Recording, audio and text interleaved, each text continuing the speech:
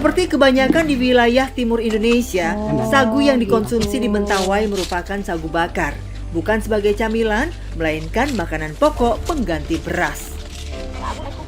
Jadi sebelum dibakar, sagunya kita taruh dulu ke dalam daun seperti ini, lalu dibungkus. Nah, baru setelah itu kita bakar di situ. Tekstur sagu yang lengket ketika dibakar akan menjadi kenyal dan padat di dalam wadah bambunya. Nilai karbohidrat yang terdapat dalam sagu memang bisa menggantikan peran nasi. Namun, rasa yang dihasilkan belum tentu cocok dengan beragam jenis lauk. Tetapi, jangankan lauk, warga di Matotonan terbiasa hanya mengkonsumsi sagu bakar saja. Karena hanya itulah yang mampu mereka jadikan menu utama untuk makan sehari-hari.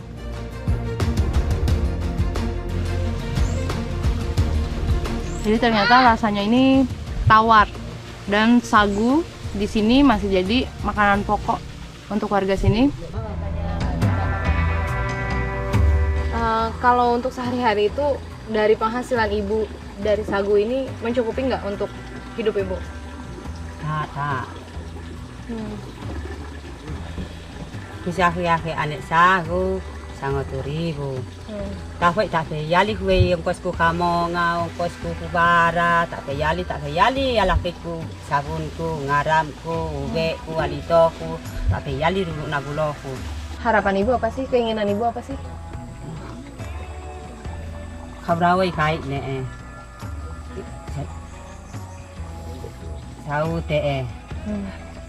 saute sabewe duga baku haiku rimana jamai maholo pona maligo tete yenua pona maligo duru nia pona kekurangan mai baran anekku bisa kairawai kait ne dabalo kairai cap laga jamai kait ne bara. Keadaan sungguh miris dirasakan oleh warga pelosok Mentawai.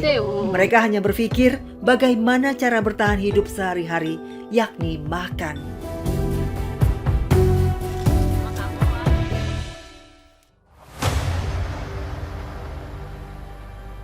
Ketika hasil panen berlebih, sagu akan dijual sebagai penyambung hidup masyarakat desa Matotonan. Namun sayangnya, tak ada tempat penampungan untuk menjual hasil bumi di dalam desa. Sehingga warga harus mengeluarkan ongkos lebih untuk bertolak menuju desa sebelah. Perjalanan darat yang ditempuh memerlukan waktu kurang lebih 1 jam dengan jarak tempuh sekitar 8 km. Saya bersama Saharman dan adik-adiknya harus melewati jalur kecil yang belum dibangun. Dengan membawa muatan berat, medan curam harus dilewati dengan menjaga keseimbangan.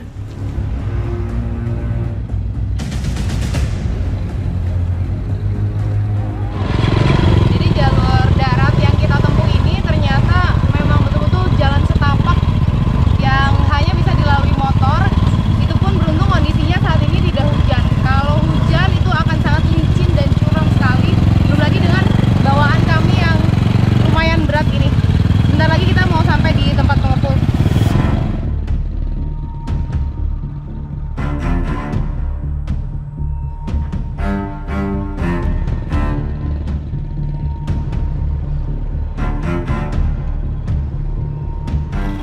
Tiba di lokasi menjual sagu, rupanya 3 karung sagu yang kami bawa di total menjadi 51 kg.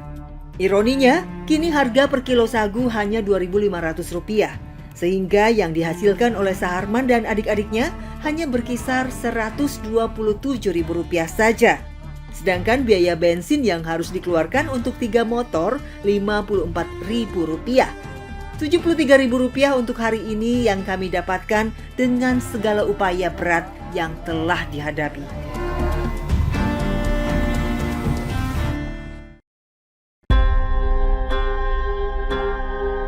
Terdapat lebih dari 300 kakak di Desa Matotonan, Kabupaten Kepulauan Mentawai, Sumatera Barat.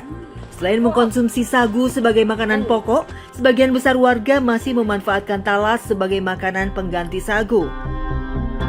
Talas yang ditanam di rawa tumbuh tanpa musim sehingga sangat dimanfaatkan oleh warga. Tiba di rawa yang menjadi ladang talas, kami harus turun menyemplung untuk mengambil atau mencabut talas hingga akarnya. Ini dia keladi atau talasnya memang tertancap di bawah tanah dan ini berlumur lumpur tadi ya. Ini untung udah dibersihin, nanti mau kita bawa, kita cari lagi yang lainnya.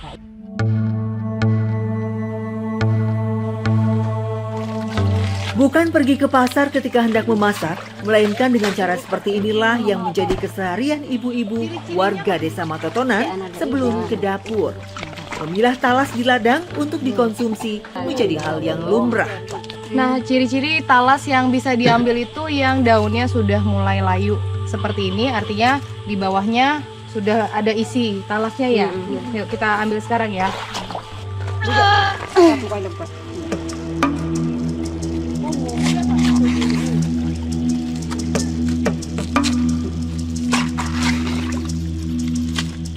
Ibu, emang gimana sih rasanya setiap hari bersusah-susah dulu gitu, kita harus ke ladang, ya tadi lumpur-lumpuran. Iya, capek juga, tapi mau gimana?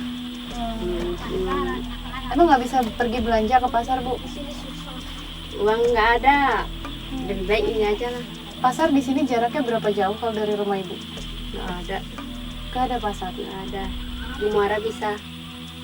Harus ke sana. Iya, Muara Siburung. iya. Kalau untuk sehari-hari makan talas setiap hari emang nggak bosan, Bu? Bosan sih, tapi mau gimana? Ini yang bisa dimakan talas.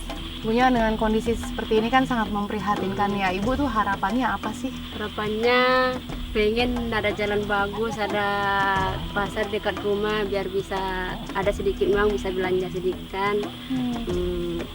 Pengen ada orang yang membantu-bantu bikin jalan bagus biar lancar pergi ke Muara belanja.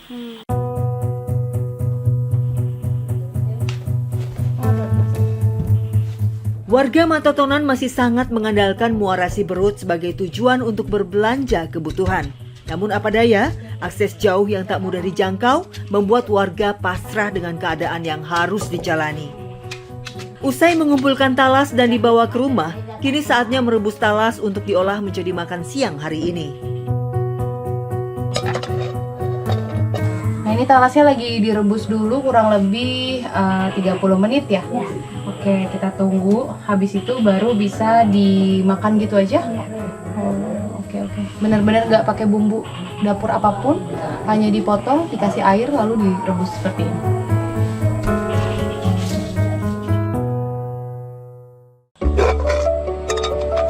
Meski dengan cara sederhana, Nenek Sokna dan keluarganya tetap penuh syukur bisa melewati hari ini meski keadaan yang dihadapi sehari-hari sangat terbatas.